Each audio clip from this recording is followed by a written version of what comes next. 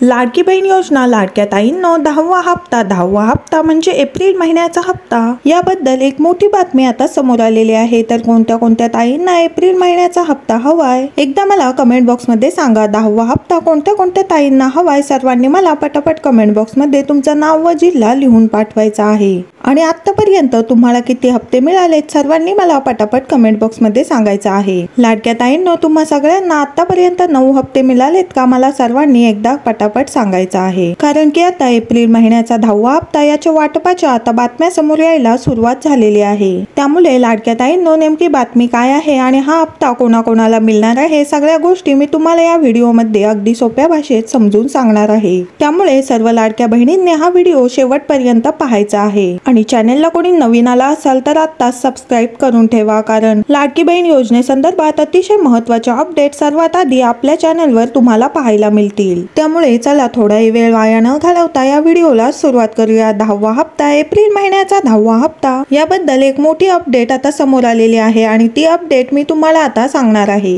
तर बघा, लाडकी बहीण योजना फक्त याच महिलांना आता एप्रिल महिन्याचा हप्ता मिळणार आहे। तर 10वा हप्ता म्हणजे एप्रिल महिन्याचा 10वा हप्ता मी तुम्हाला अगोदरच सांगत आहे, तुम्हाला 10वा हप्ता हा 1500 रुपयेच मिळणार आहे। बऱ्याच ताईंना प्रश्न पडला होता की 2100 रुपये भेटणार की नाही, तर 2100 रुपये तुम्हाला भेटणार नाहीये। 10वा हप्ता तुम्हाला 1500 रुपयेच भेटणार आहे। आणि हे 1500 रुपये कधी भेटणार आहेत, कोणाकोणाला भेटणार आहेत, सगळ्या गोष्टी मी तुम्हाला सांगणार आहे। तर लाडक्या ताईंनो सकाळी याबाबत एक मोठी बातमी समोर आलेली आहे। लाडक्या ताईंनो सगळ्या गोष्टी मी तुम्हाला अगदी सोप्या भाषेत सांगणार आहे, त्यामुळे कृपया सर्वांनी हा व्हिडिओ शेवटपर्यंत नक्की बघा। आणि सर्व लाडक्या बहिणींना माझी विनंती राहील की सर्वांनी पटापट या व्हिडिओला एक लाईक नक्की करा। तर बघा लाडक्या ताईंनो, आपले जे मुख्यमंत्री आहेत देवेंद्र फडणवीस साहेब आणि उपमुख्यमंत्री अजितदादा पवार आणि एकनाथ शिंदे साहेब असतील, या सर्वांनी अर्थसंकल्पामध्ये स्पष्टपणे सांगितलेलं आहे की ज्या अपात्र लाडक्या बहिणी आहेत त्यांना पुढचा हप्ता भेटणार नाही, म्हणजेच एप्रिल महिन्याचा हप्ता त्यांना भेटणार नाही। आणि काटेकोरपणे लाडक्या बहिणींची या ठिकाणी आता तपासणी होणार आहे।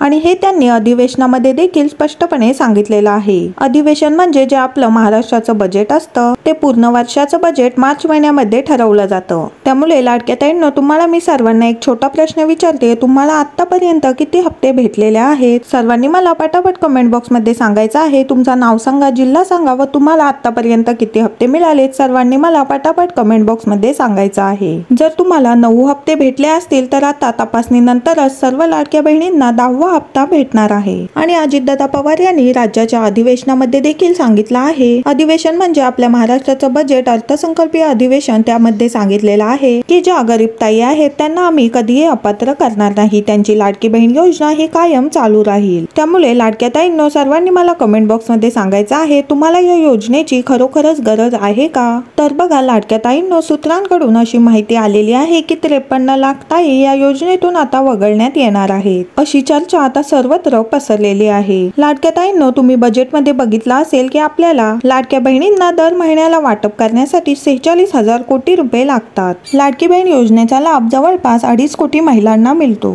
आणि 2.5 कोटी महिलांसाठी वर्षाचे 46,000 कोटी रुपये लागतात। पण आता बजेटमध्ये फक्त 36,000 कोटी रुपयेच मंजूर झालेले आहेत। त्यामुळे सरकार आता कसून तपासणी करणार आहे आणि जवळपास 53 लाख महिलांना या योजनेतून आता वगळण्यात येणार आहे। अशा स्वरूपाची एक मोठी बातमी आता समोर आलेली आहे, कारण की आता ज्या ताई अपात्र आहेत त्यांना आता या योजनेतून बाहेर काढण्यात येणार आहे आणि राहिलेल्या महिलांना जो 36,000 कोटींचा निधी मिळालेला आहे तो वाटप करणार आहे। त्यामुळे एप्रिल महिन्याची तपासणी आता खूप जोरात होणार आहे आणि त्यानंतरच तुम्हाला एप्रिल महिन्याचा लाभ मिळणार आहे। त्यामुळे लाडक्या ताईंनो सर्वांना माझा एक छोटा प्रश्न आहे की तुम्हाला या योजनेचा लाभ हवाय का, कोणाकोणाला या योजनेची खरंच गरज आहे, तुम्हाला काय वाटतं, तुमची तपासणी व्हायला पाहिजे की नाही व्हायला पाहिजे, तुमचं मत सर्वांनी मला पटापट कमेंट बॉक्स मध्ये सांगायचं आहे। तुमचं नाव सांगायचं आहे, जिल्हा सांगायचा आहे आणि पुढे तुमचं मत तुम्हाला काय वाटतं सर्वांनी मला पटापट कमेंट बॉक्स मध्ये सांगायचं आहे, कारण की ही तपासणी आता निवडणुका झाल्यानंतर सरकार करत आहे। अशा बऱ्याच लाडक्या ताई आहेत की ज्यांचा प्रश्न येत आहेत की तुम्ही निवडणुकी झाल्यानंतरच का तपासण्या करत आहात, निवडणुकीच्या आधी तर सर्वांना पैसे दिले, आता का लाडक्या बहिणींना वगळत आहात, असे प्रश्न बऱ्याच लाडक्या ताईंच्या मनात निर्माण झालेले आहेत। तर लाडक्या ताईंनो तुमचा काय प्रश्न आहे, तुम्हाला काय वाटतंय सर्वांनी मला कमेंट बॉक्स मध्ये सांगायचं आहे। लाडक्या ताईंनो तुम्हाला जर वाटत असेल की तुमची लाडकी बहीण योजना कायम चालू राहावी तर हा व्हिडिओ जास्तीत जास्त महिलांपर्यंत शेअर करा आणि जास्तीत जास्त महिलांनी कमेंट बॉक्स मध्ये प्रश्न विचारा, जेणेकरून हे प्रश्न प्रश्न सरकारपर्यंत पोहोचतील आणि आपल्या सर्वांची लाडकी बहीण योजना ही कायम चालू राहील। आणि व्हिडिओ आवडला असेल तर एक लाईक नक्की करा। चॅनेलला कोणी नवीन आला असाल तर लगेच सबस्क्राईब करून ठेवा। लाडकी बहीण योजनेसंदर्भात अतिशय महत्त्वाचे अपडेट आपल्या चॅनेलवर तुम्हाला पाहायला मिळतील। भेटूया पुढच्या व्हिडिओमध्ये अशाच एका नवीन अपडेटसह। तोपर्यंत धन्यवाद।